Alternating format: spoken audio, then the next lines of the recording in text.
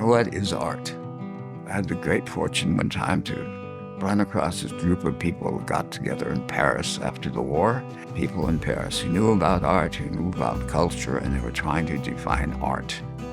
They never could, but the closest thing they came to was an additional reality is a characteristic effect of a work of art.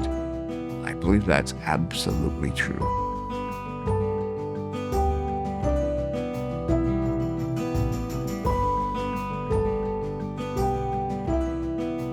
I always think of art as being an additional reality. I can paint anything well, acceptable. I can paint hair, I can paint all these things that look extremely realistic, which are basically tricks. It's the right brush and the right medium. It's not that difficult. The thing is how to be your own self. Art needs to have that certain something that comes when you're painting. The whole idea for me is to keep learning from one painting to another.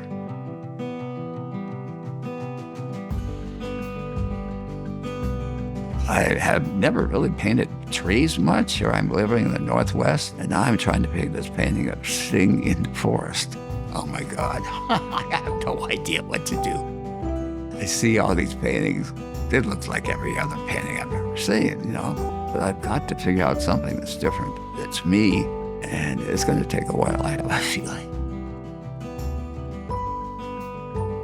I work on paintings usually for a very long time because they're not quite right. But when it's right, you hear that click in your mind.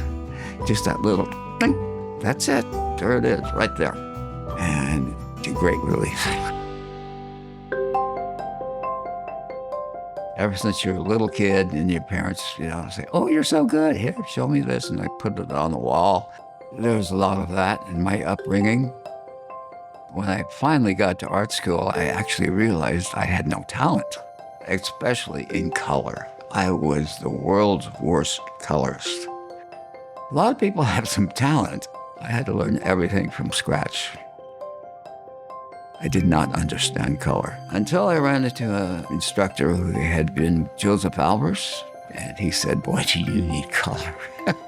Everything else is good, your sense of design, blah, blah, blah, but your color is totally wrong. He said, "You ought to go to Yale and study with Albers." I said, "I can't do that. I'm nobody. Only famous people go to Yale, have big families and whatnot." I did get there. God knows how. It's a minor kind of miracle. But got there, and I learned about color.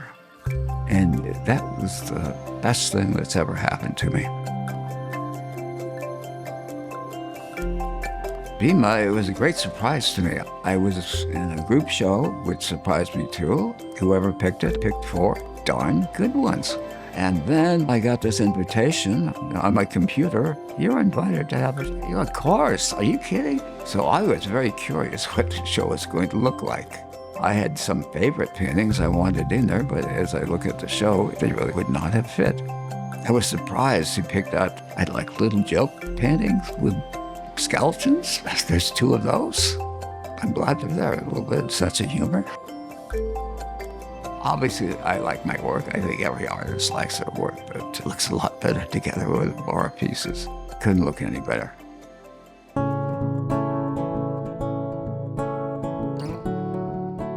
I have a very large painting in the show.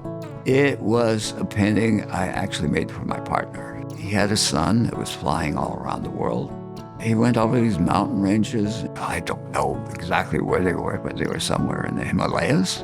And actually the mountains at the bottom are from photographs that he sent us from the airplane. And so I basically painted those photographs from the bottom. And then there's a device I use to have windows in the painting.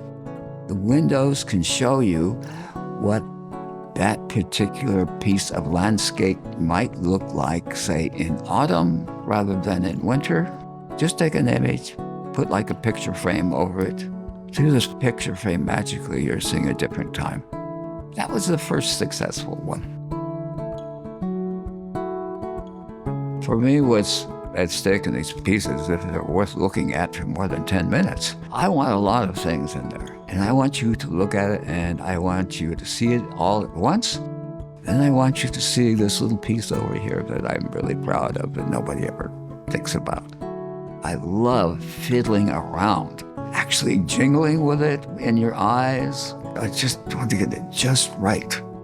I want to have almost a psychic presence about it.